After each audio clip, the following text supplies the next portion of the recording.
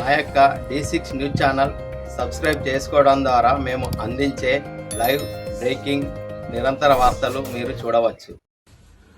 తెలంగాణ రాష్ట్రము ఆవిర్భవించి 10 సంవత్సరాల పైచిలుకు జరిగింది.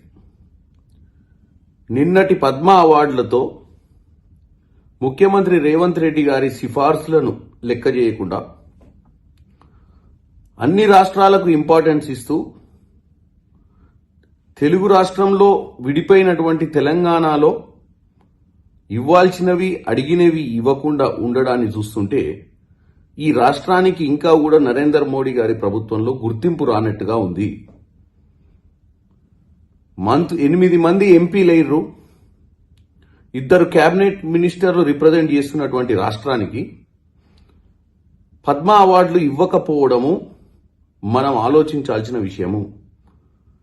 మన ఆత్మగౌరవము, మనము ఒక తెలంగాణ రాష్ట్రాన్ని సాధించుకోవాలని ఎన్నో బలిదానాలతో తెచ్చుకున్న రాష్ట్రానికి ఈ రోజు వరకు గత 10 సంవత్సరాల్లో కేసీఆర్ పరిపాలించినా గాని అప్పుడున్నటువంటి కేసీఆర్కి వారికి ఉన్నటువంటి వైర్యం సరే అప్పుడు ఏదో పడలేదనుకున్నాం.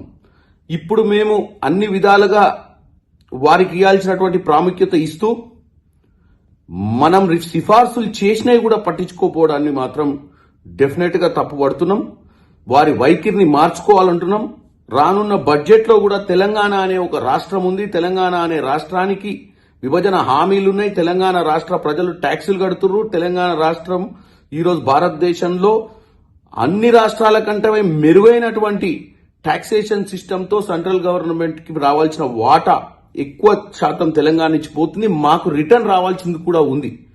కాబట్టి నేను ఇక్కడ ఉన్నటువంటి 8 మంది ఎంపీలను, 2 కేబినెట్ మినిస్టర్లను నరేంద్ర మోడీ గారిని విన్నపించుకుంటున్నా. తెలంగాణను గుర్తించాలి, తెలంగాణ ఆత్మ గౌరవం గురించి ఆలోచించాలని కోరుకుంటున్నాను.